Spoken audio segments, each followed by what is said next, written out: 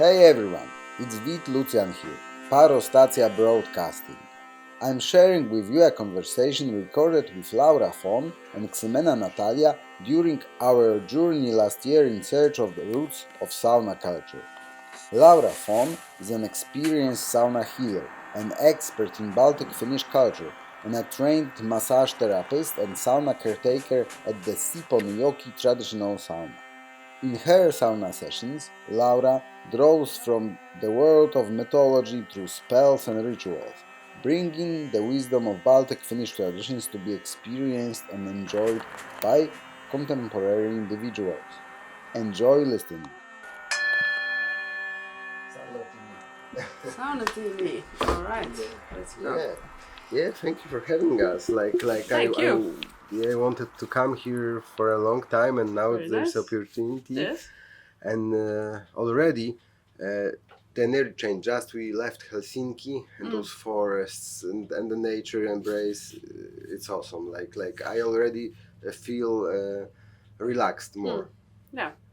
It is compared to the city energy and the city beat. it is a little bit. Yeah, so you take the people from Helsinki and connect them with the nature. Yes. I think most of our clients are from the Helsinki. What's that? Wow. What is that? They're coming here by helicopter, I guess. Yes, that's my clients coming.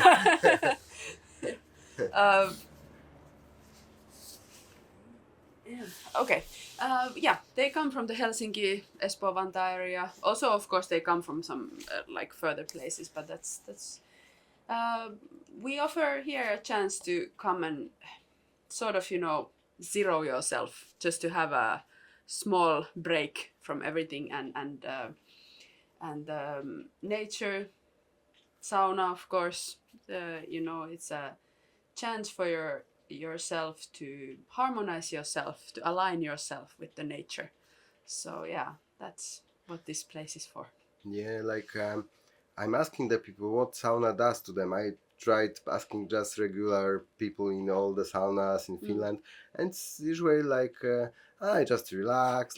It's nothing deep into that. But I know that here what you do, it's more deep than just plain relax. It's of course harmonizing with nature is all it is about in general.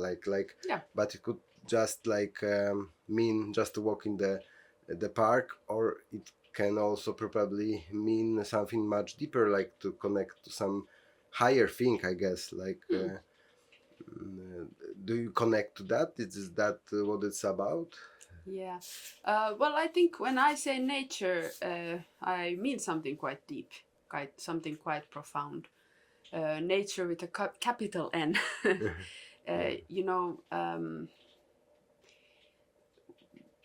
Yes, sauna can be just about unwinding and just relaxing, having a small moment for yourself and with your friends and family. But underlie, behind this very casual relaxing, there is this deeper symbolic, I would even say mythological meaning to it. And here, because we call this place a heritage sauna, so we want to bring into people's life and provide them the experience of this full concept of the sauna heritage. In Finland right now, what we practice is a very narrow part of it. We have, you have asked people, what do you think about sauna? What does sauna mean to you? And in Finland, we have this, it has remained this sort of everyday sauna. We go to sauna every Friday to end the work week. We want to sweat all the worries off and be fresh for the weekend. But that is just a very small part of sauna, what sauna has been and can be. And the heritage sauna is then to provide on top of the relaxing, the health benefits, but also the health benefits on your psychological and spiritual levels, considering them all. Mm-hmm. And for this very important part is different type of ritualistic work. We arrange here ceremonies and for groups and for individuals. We do both group work and then individual work. And these rituals sort of, when I say align yourself with nature, that is the aligning that I really mean. That we have the greater nature that is described beautifully in mythology.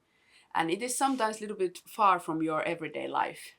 But in a sauna ritual, you can really harmonize yourself to that greater nature, that mystical, magical world that sometimes feels like it's out of your reach, but then you can really experience it in your flesh and bone. Mm-hmm. So that is part of the idea of the heritage sauna work. Yeah, I was asking you about this picture on the door as Mother Wicked Yes. Witch, Yes. as we said, but you said it was not Mother Earth but Mother North. Yes, Mother Earth, of course, is Mother North, but Mother North is more. North, like the direction, like north. Yeah, but I'm speaking, of course, yes, also just as a direction north, but not as a metaphysical concept or mythological concept. In the Finnish mythology, the directions, actually I think in all the mythological languages from any culture, these directions, they are not just the geographical direction, but they sort of emphasize on the aspect of that particular area or that particular symbol or that particular character.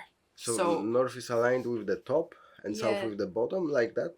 Yes, but Not like, would you say winter is the top and summer is the bottom? Is the bottom. If you would say, then yes. Yes, but yeah. but it's but you know, bottom and top, you easily think that there is some hierarchy. Mm-hmm. But like winter and summer, I would say maybe these sort of like polarities. Yeah. Yeah. So north and south. Without judging.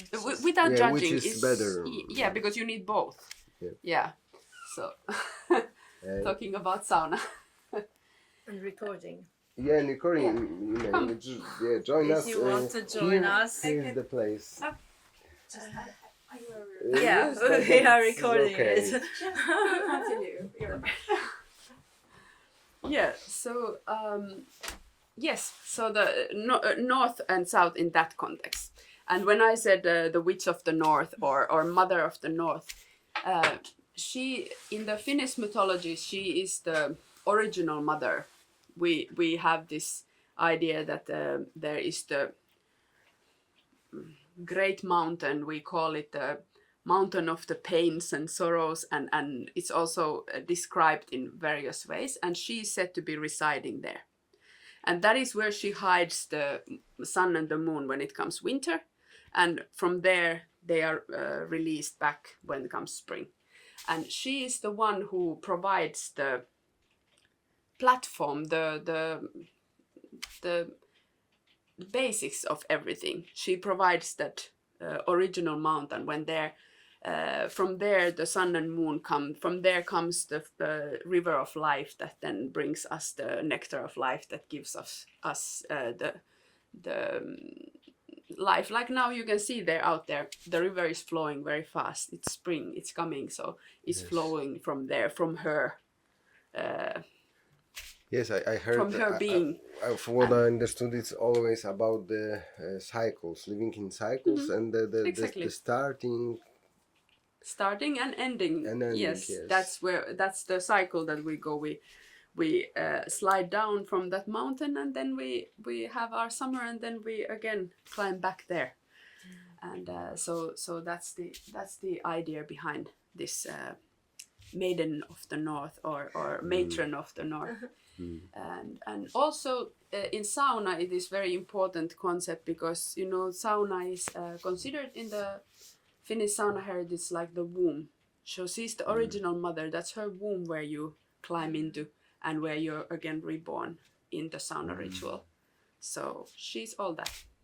So which in that way? Yeah, actually, that's pretty universal. We discovered it Yeah. by ourselves, working with the clients. Yeah. Our story is like weird because we don't have our roots. Mm. Like in Poland, we have broken roots. Yeah. I found some like memories of my own bathing experiences with parents. Yeah. That was a kind of a bathing culture. That we bathed together.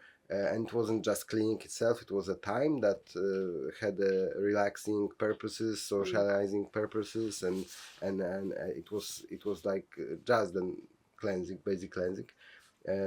And I went to search for the routes to Lithuania, but I wanted to learn more, but the COVID outbreak was just about happening, so I couldn't go there to learn more, and that was the first time I met you. Yeah, Like yes, we were with all those Finns, like 10 or 15 of you. There was plenty. Yeah.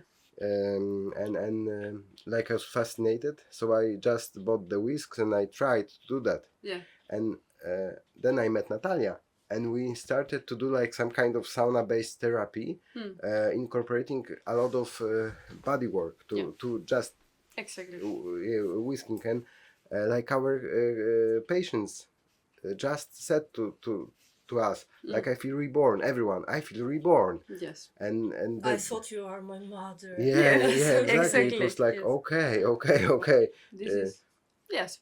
Also, now we are in the search of our roots. I think it's not roots; it's just the common root. What I discover here on that journey is that we have common root, all of us. Like it's not that sauna is Finnish or sauna is it's bullshit. It's one root that is very deep, and we will eventually recreate that, like put us on some distant island, and then after a few years we will discover the same, because we Yes. are some kind same oriented.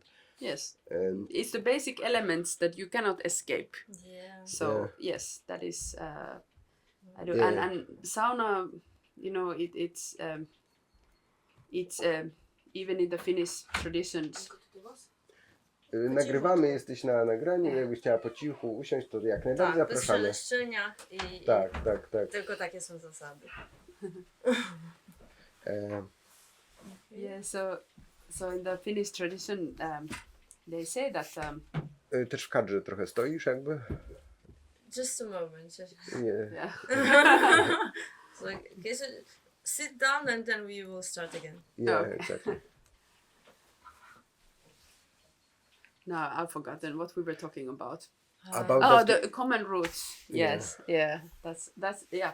I was just agreeing with you very much, because well, of course, humanity in general, or life in general, has the basic elements, and if we look at, for example, sweat bathing cultures anywhere in the world, you will start finding similarities. But then when you come to this like Baltic area or European area, there is so much common roots. You can see it in the languages, we can see it in the practices, we can experience it, especially when we enter into the sauna. And yeah, these come from time beyond time, you know, before time has been calculated. And in the Finnish sauna tradition, we have this concept that sauna is like a place between places, a world between worlds, or time between times. It's a space where time and space doesn't exist. You know, you have that. So this also is in the very core of life itself. You know, life comes from time and space are just our tools to conceptualize our life. But when you enter the deeper level to to your true nature, you realize they are just tools. They are just the way we can conceptualize our world. But yeah, sauna takes us to the place beyond that. Yeah, I feel you very much. Like sometimes people are going to our sauna, and they are used to the like pool saunas. Like you have the time time klepsydra. Measure time device, clock, and I usually put it horizontally and tell people that here in that sauna time stops. Yes. You don't need to measure the time. Exactly. It's actually opposite of that. But Exactly. we've got the memory of our bodies. Sauna is wet and warm, exactly as our mother's womb. So we Yes. don't have to have such big concepts. We can just feel it. That is exactly. And in the sauna, it takes all your senses, because it sort of embraces you, all your senses. So and you are there in that, maybe even dark, but at least it's warm and moist. Yeah, so it is very, and that is very often the feedback from people, and also it brings out, it's such a perfect environment for any kind of therapy without words. You can when I said that harmonize yourself with the nature, it's with that your own greater nature in this very practical way. You can really sort of rewrite your traumas without having to even verbalize them, just on a very cellular level. Yeah. And this is also what I found during my own journey through different kind of things like meditation, vipassana, and for me now it's religion or spirituality is not like floating in some concepts. It's just body work in Very connection. concrete. Very concrete stuff. Like to meditate, it's not like just sit. It's like to know yourself better, to observe how it is, like to not to look at everything else, but to look at yourself basically, and connect like to others. I say it's like connect to the nature, connect to the others, and connect to yourself. I found that those three can help you, of course, alleviate your muscles that are tense, but like to connect to something more, and that I think that's possible. I do it sometime, not every time. It's not like just that, but it could be like I would say psychedelic experience, like the same weight, like. Altered state of consciousness, that we are not just conscious, not just sleeping, but there is a different state of mind, that repair state. Do you have like maybe in your roots there's like even instructions, or it's like there are names for those states? Yes, yeah, there are. And actually, our healing sauna, our treatment sauna, is called Lovi. And today we have... Plenty of helicopters out there. What's going on? Yeah. Okay, so the Lovi means the womb, but it also means like... I'm losing the English word. It means like a split in a rock, or a hole in a rock, or hole somewhere. It means something you can enter and come out of. And we have this concept of mangeta loven, which is what you were describing, this altered stage of consciousness, of awareness, where you sort of you can dive in. And that is where the magic happens, which is not really any magic. It's very concrete. It can be that your muscles relax and suddenly your mind is clear. It can be really practical. But yeah, this is where the shamans and the healers of the Finnish traditions dive in to collect their greater nature. And it's something where,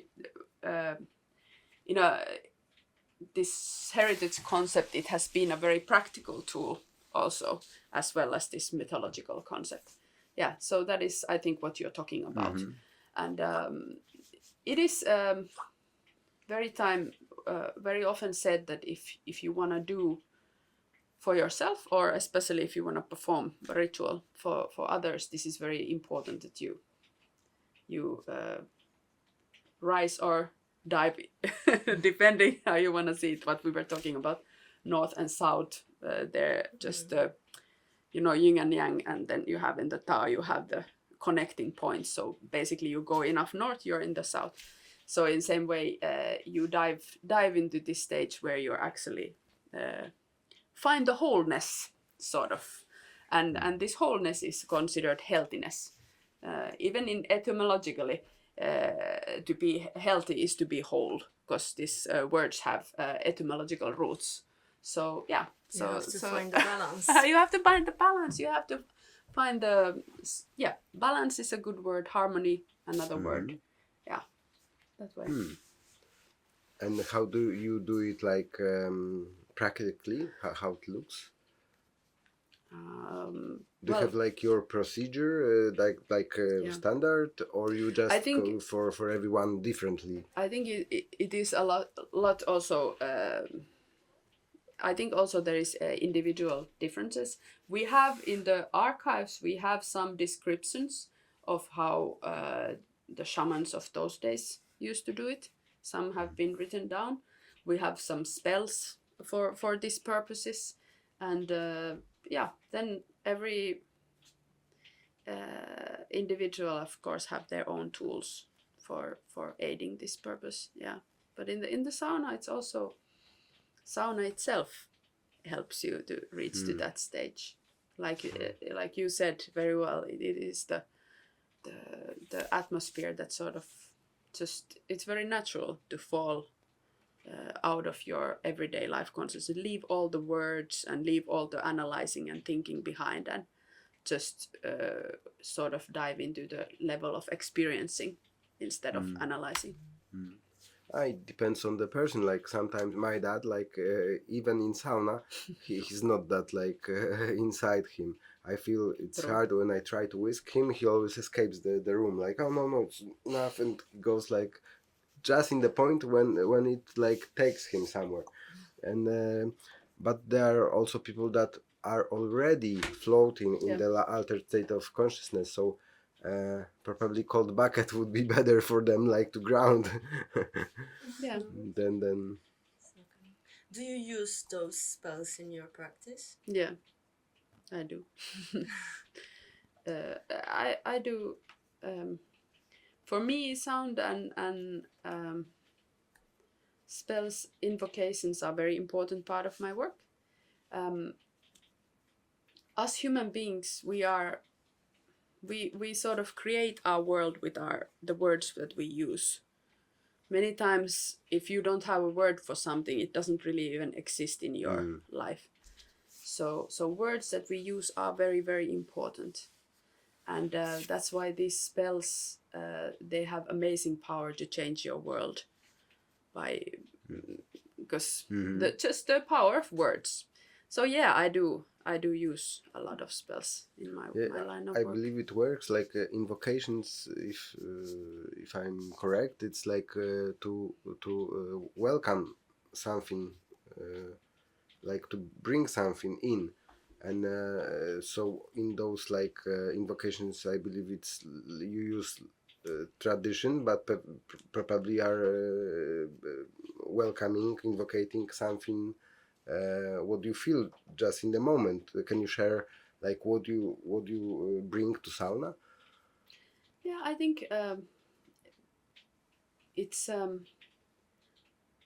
well, in Finnish we call them loitsut, and the etymology of this word comes from the word loitteet, which comes from the word that means create, luoda, to create, and so these spells and invocations, they are sort of words of creation. So by stating them out loud and then also hearing them, you are not just inviting, but you are creating sort of the state or the atmosphere or the how would I even say you're creating your world as you're pronouncing or you are. Now I don't have the English words for this, but not just saying, but you are stating them. Mhm. Yeah. So I don't maybe see it as so much as inviting something from the outside, something that is not in me. I see it sort of connecting to the deeper levels of myself. You know, the idea behind the usage of these spells is that your world is created by you. So how you feel, that's the kind of world you live in, and what kind of words you use, that's kind of world you live in. They affect. So that's why when you release a tense muscle or you pronounce a certain type of word, you are recreating your world constantly. So that is more what I intend, and why I really like to base my work on these spells and invocations. It's sort of it's also leaning on to somebody who is wiser than me, to the ancestral wisdom. You know, there has been generations before me who has practiced something and experienced something, and they have gathered their wisdom into these runes and spells. And I have like a fast track to all that wisdom when I take them into my use. So I also see that there I am leaning on to my ancestors and to my all these generations before me. So I'm not alone. I have a sort of greater support than me just choosing what I want to say or what I want to do. I have that support from there then to use these spells. Yeah, that sort of thoughts. Yeah, I always says that sauna is the place to connect something bigger than me. Yeah. Nature and ancestors. Yeah. We would like you to sing for us, but maybe not now. Tonight we will do a lot of singing. I will sing and you will sing. And I hope it's not that popular. yeah. I think silence in sauna is very important part of the Finnish culture. We most of the time we have at least one round in silence. Is very important part of it. Singing is more maybe between families or friends groups. You know, private sessions, the singing, and some have it. But for the past maybe 2 generations, the Finnish sauna culture has changed dramatically. Like from my grandparents' generation, there has been some really heavy changes. In general, the Finnish culture, we have abandoned our language and we have abandoned a lot of our cultural heritage. And for 2-3 generations, this has been very heavily going on. So this has also changed the sauna habits and sauna traditions a lot, and what you do in sauna and what you don't. But yeah, singing, like for example, I have had some friend groups that have been doing singing in sauna, and then some certain occasions like in Christmas sauna or midsummer sauna, then the singing is part of it. But yeah. And what about whisking? Like I feel it's also abandoned. Yeah, this has been also, I know like my grandmother's generation still did. It was the main way of cleansing and treating. And but Midsummer, birch it has been very well forgotten. 2-3 generations. Midsummer, but I think Midsummer we do. in my family we have midsummer, birch whisk. Yeah, midsummer sauna is exactly. for this ritual saunas, ceremony saunas, when you are marking certain occasion. Then you have Christmas sauna, very often you have, and then midsummer sauna. These are the main sort of ceremonial saunas that we still practice. Yeah. So whisking has sort of shrunk so much. Yeah. Do you have any clue why is that? I have speculations, but I have no knowledge. I have only my own speculations of why it has been so. I have also a theory. Yeah, Who's first? exactly. Tell yours first, then I can tell you mine. I think that because of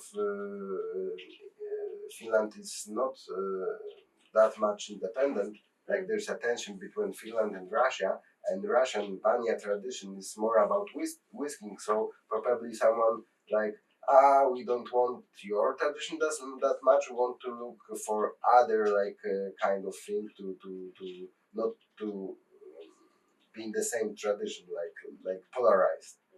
I agree with you. I feel that the big change has happened after the wars, First and Second World War, which were heavy for Finland, and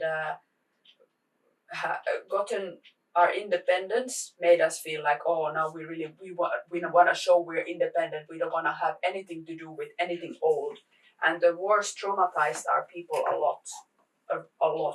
So they were so heavy that I feel like anything that represented something from the past wanted to be forgotten. And this was something that has changed our sauna culture a lot. But like I said, this is just my own theory. But I agree with you. I do see something similar there. And because we got our independence, like different from, for example, the Baltics, who got it later. So for them, they were under the Soviet Union, so they were sort of, their survival was to hold on to their own heritage. But because we got our independence, so we were free to abandon our heritage. So yeah. But this is, I don't have knowledge, this is just theoretical. Yeah, in Estonia we met Eddies that told us about like how they were in the Soviet era, like the Soviets like were okay with the sauna concept, but they tried to erase the ritual side of that. So they introduced more like party way, just to drink alcohol and be loud and make it just a party. Like they have had something to to spiritual side, like this opium for the masses, or like you don't need anything higher. The man itself is the highest like form. Yeah, and worshipping rationality above everything else. Everything is about rationality, analytical thinking, and this is valued higher than anything else. Yeah, so that has been sort of the. And the other thing is the electric stoves. I think that changed culture completely.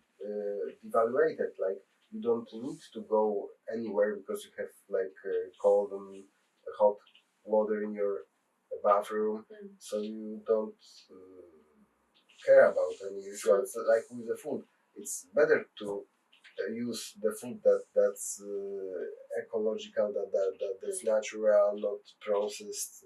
But people just tend to they know about that, but they just buy what they can in the supermarkets.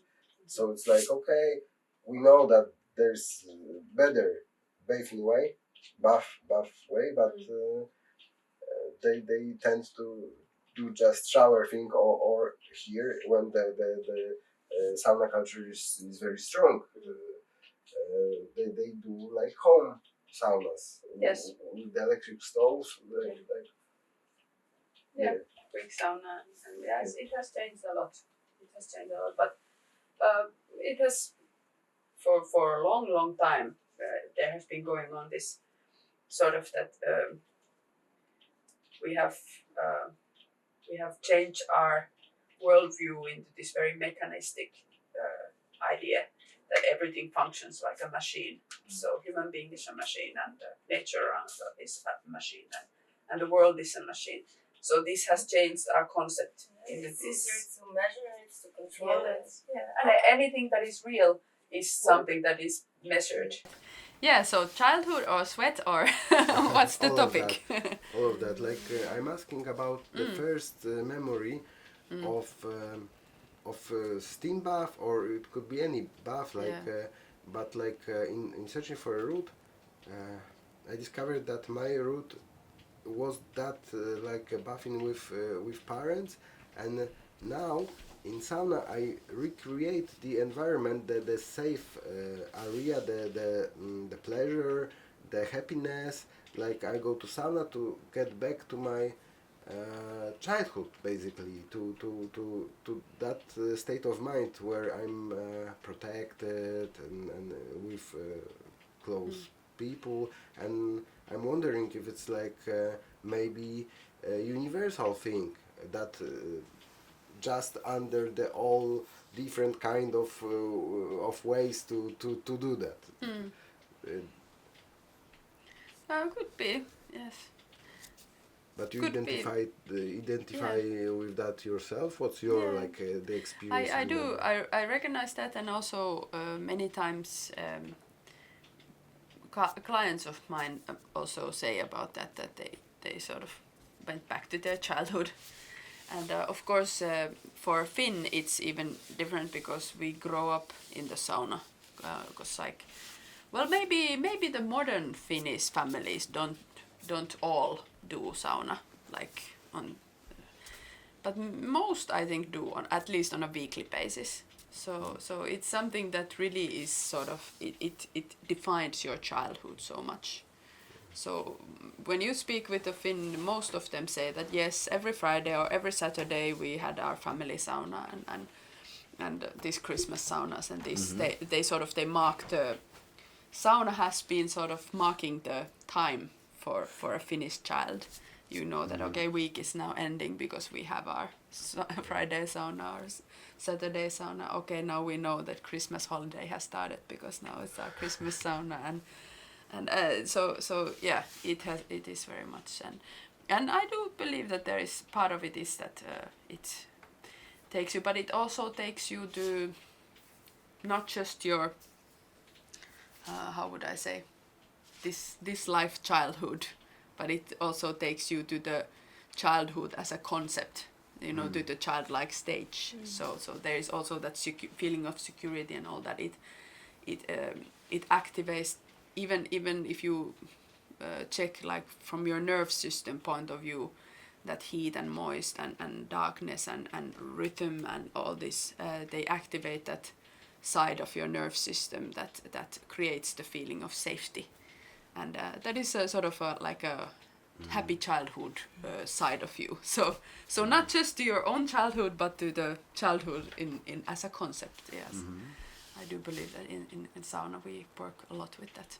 Yeah. And you don't remember your first time in sauna because you was, I don't remember time without sauna. So it's difficult to say this is my first time in sauna because it's something you usually babies are taking into sauna quite like so it's I don't have like this is my first sauna memory, but of course my like childhood sauna is a concept. It's with the family, your parents and your siblings and like that. It's a certain type of concept. Do you remember like some special moment? What was the first thing you remember? I don't remember moment, but I remember the smell and the feeling and this sort of type of things. But it's I cannot put it as a time moment, but I can put it as a feeling. What's the smell like? The tar or wood? Yeah, wood and small wood covered with sweat and the löyly had in my childhood sauna had the specific smell and like yes that sort of things I can remember. And of course then like specifically Christmas sauna is something so unique. It's still practiced in Finland as a very very unique way. So I do also remember my childhood Christmas saunas very well because that was something so unique. We sometimes had the vihta maybe along, but it was also done during the daylight because Christmas sauna is done in the daytime, and that is usually we bathe in the evening, but that is specifically done in the daytime, and it had always a very unique atmosphere, and so the childhood Christmas saunas is something so like it takes me to a whole nother level just thinking about that. yeah and that's still practiced very well. I think most Finnish families, not all, some city people who they may not be, but most Finnish families still practice Christmas sauna, so that is something very beautiful. Yeah. And how it happened that you do more than typical Finnish person? You don't just use sauna, but you are like a healer and sauna. What's the name even for a person that? Saunottaja in Finnish, but it doesn't translate to English. Yeah. Unfortunately, there is no good translation.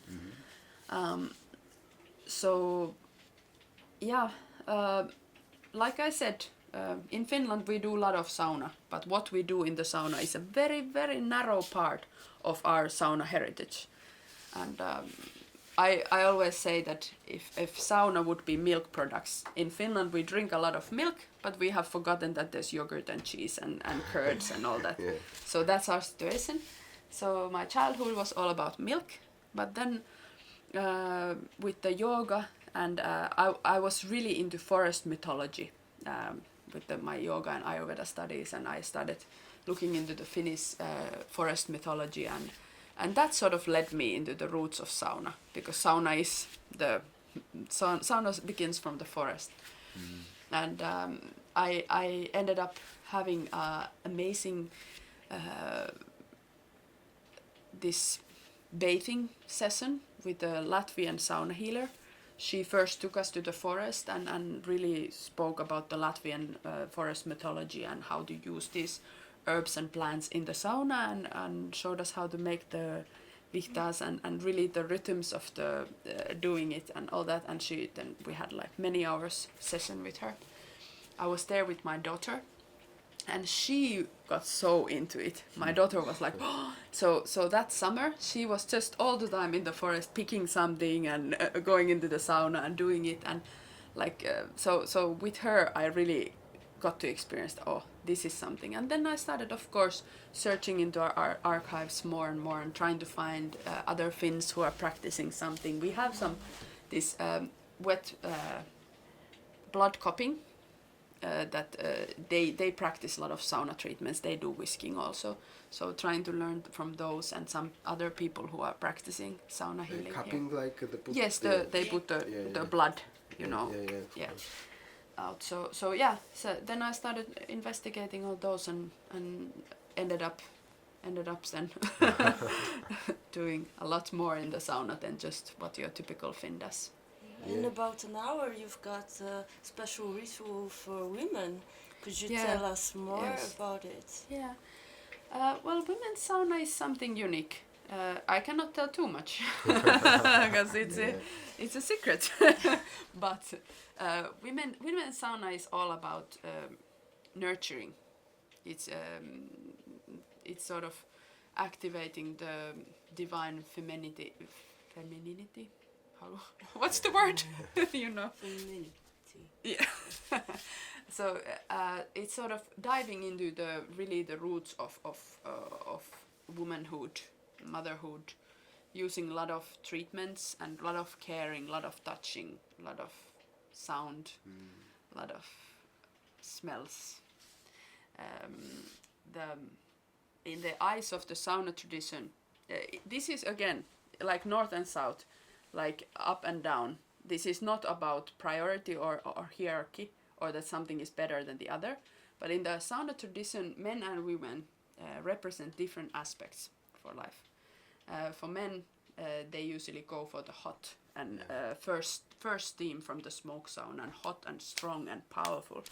And then the women come from the after steam and soft and slow and really one layer after another, heating and diving deeper and very, very like fluid, soft and smooth. So this type of things. Yeah, today we go otherwise. Like yes, today you will. Then you will come after and.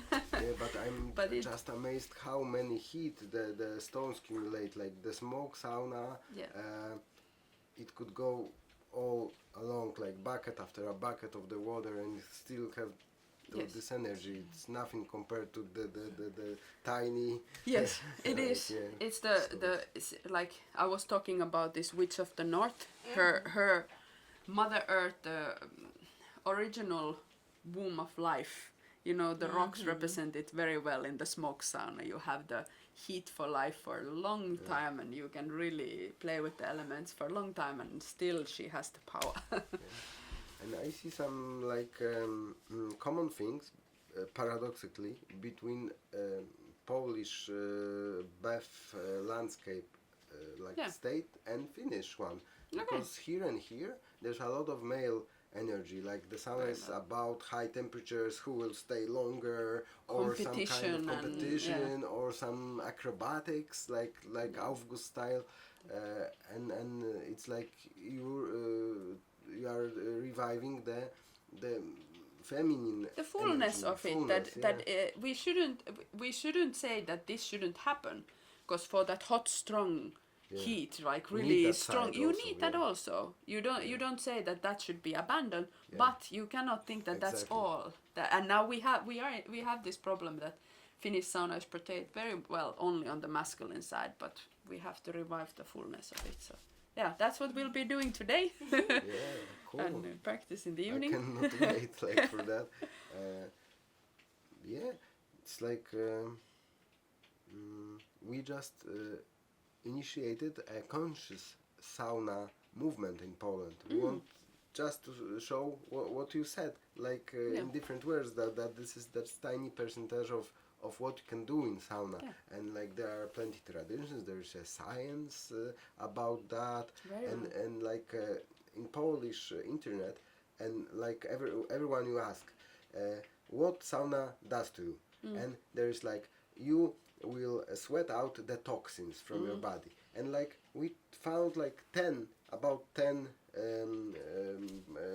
medical studies that say no, there's actually a very tiny amount of toxins in your sweat, that there's no toxins at all, you don't do that.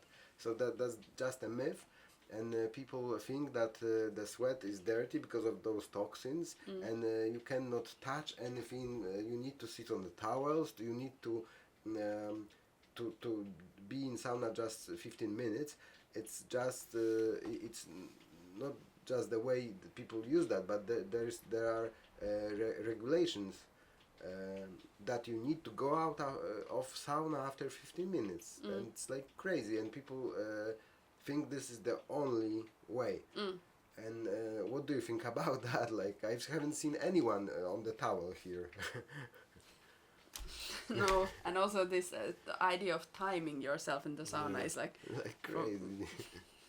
I cannot even comment on it because it's just so funny for me. But the sweat, of course, easily modern day person thinks that it's something dirty and unwanted, but in the eyes of the sauna tradition, sweat is so natural and very much welcomed.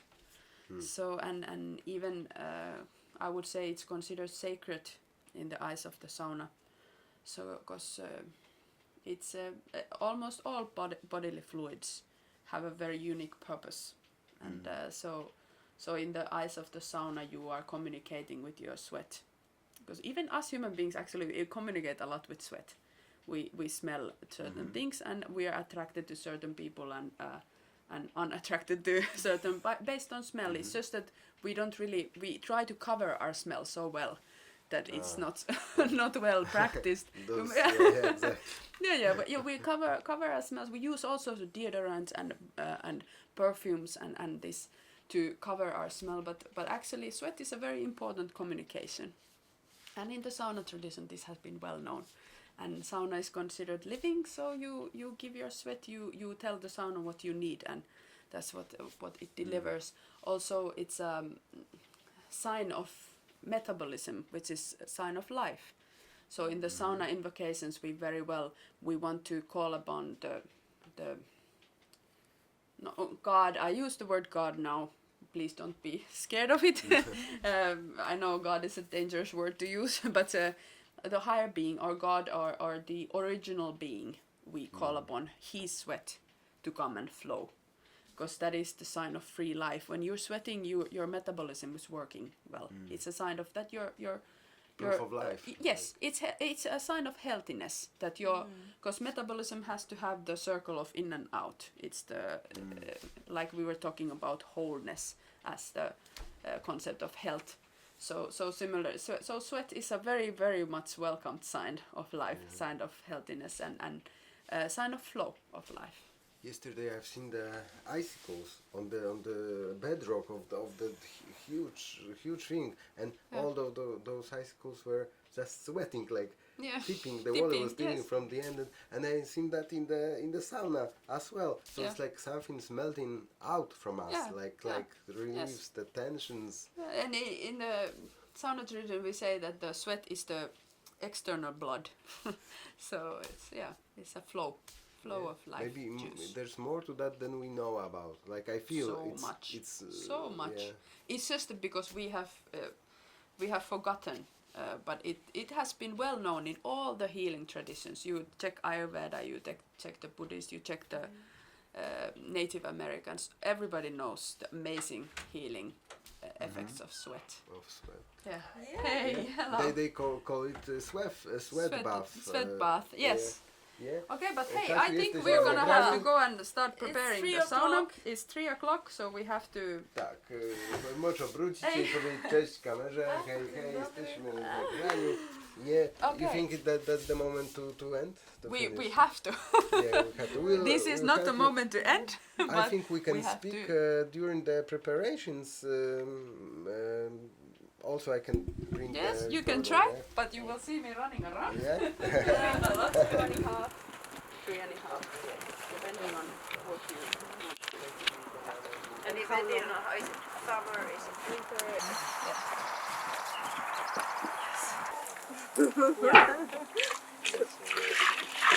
But this has been very, very good.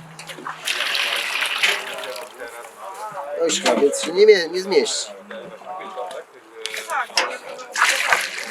And do you use usually birch or what is it? Birch, often also aspen, and Aspen, what's the aspen? Aspen is osika. and then the. Oh, no, sorry, not aspen. Alder. Olcha. Yeah, sorry, because I always mix those up. Aspen is just for Aspen, maybe starting the fire. No, It goes like I don't use aspen. We use alder. alder. Elder.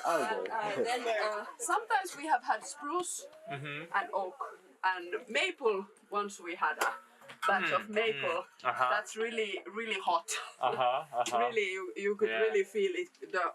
The fire was so It was really powerful. And is it? Can you recognize when it's fired with spruce and birch, for example, by the smell inside? Yes, truly, you because can. it goes a lot of soft, Yes, it does, of course, and it behaves differently and it smells different, and so it is very.